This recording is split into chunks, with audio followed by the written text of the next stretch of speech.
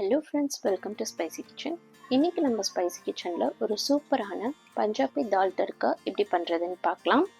இதுக்கு ஒரு குக்கர் வச்சுட்டு ஏற்கனவே நான் பருப்பு ஓவர் நைட் சோக் பண்ணி வச்சுருந்தேன். அதை சேர்த்துட்டு பருப்பு மூழ்கிற அளவுக்கு தண்ணி சேர்த்துட்டு 4லேருந்து 5 விசில் வரைக்கும் விட்டு எடுத்துக்கலாம். இப்போது ஒரு கடாயில் எண்ணெய் சேர்த்துட்டு எண்ணெய் நல்லா சூடானதுக்கப்புறம் கொஞ்சமாக சீரகம், ஒரு பெரிய வெங்காயம் பொடியாக நறுக்கியிருக்கேன், அதையும் சேர்த்துக்கலாம். சேர்த்துட்டு நல்லா வதக்கி விட்டுக்கோங்க. வெங்காயம் இந்த அளவுக்கு வதங்கினதுக்கப்புறம் ஒரு ஸ்பூன் இஞ்சி பூண்டு பேஸ்ட்டு சேர்த்துக்கலாம். சேர்த்துட்டு நல்லா கலந்து விட்டுக்கோங்க.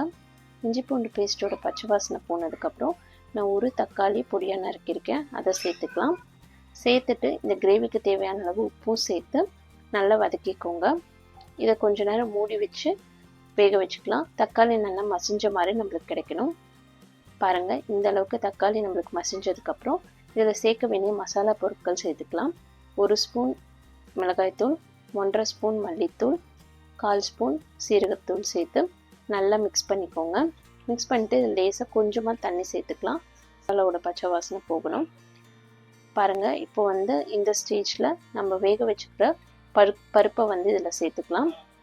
சேர்த்துட்டு நல்லா கலந்துட்டு இப்படி ஒரு ஸ்மாஷர் வச்சு நல்லா மசிச்சு விட்டுக்கோங்க.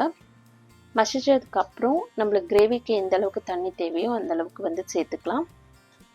இதை நல்லா ஒரு 10-15 நிமிஷம் கொதிக்கட்டும். கிரேவி நல்லா திக்காகட்டும். இப்போது இதில் ஒரு 1/4 டீஸ்பூன் கரம் மசாலா சேர்த்துக்கலாம். சேர்த்துட்டு நல்லா மிக்ஸ் பண்ணிக்கோங்க. இப்போது இதுக்கு ஒரு சீசனிங் கொடுத்துக்கலாம். அதுக்கு ஒரு தடுக்கா பேனில் நான் கொஞ்சமாக பட்டர் சேர்த்துருக்கேன். பட்டர் நல்லா மெல்ட் ஆனதுக்கப்புறம் இதில் கொஞ்சமாக மஞ்சத்தூள், அதுக்கப்புறம் சில்லி பவுடர் சேர்த்துக்கலாம். சேர்த்துட்டு இப்படி நல்லா கலந்து விட்டுக்கோங்க. கலந்து விட்டுட்டு இதை அந்த கிரேவியில் சேர்த்துட்டு மேலே கொஞ்சமாக பட்டர் சேர்த்துட்டிங்கன்னா நம்மளுக்கு சூப்பரான பஞ்சாபி தால் தட்கா ரெடி ஆகிடுச்சு. நீங்களும் இதே மாதிரி ட்ரை பண்ணி பாருங்கள். ட்ரை பண்ணி பார்த்துட்டு எப்படி இருந்துச்சுன்னு எனக்கு கமெண்ட் பண்ணுங்கள். இந்த வீடியோ உங்களுக்கு பிடிச்சிருந்துச்சுன்னா நம்மளோட ஸ்பைசி கிச்சன் சேனலை லைக், ஷேர் அண்ட் சப்ஸ்கிரைப் பண்ணிக்கோங்க.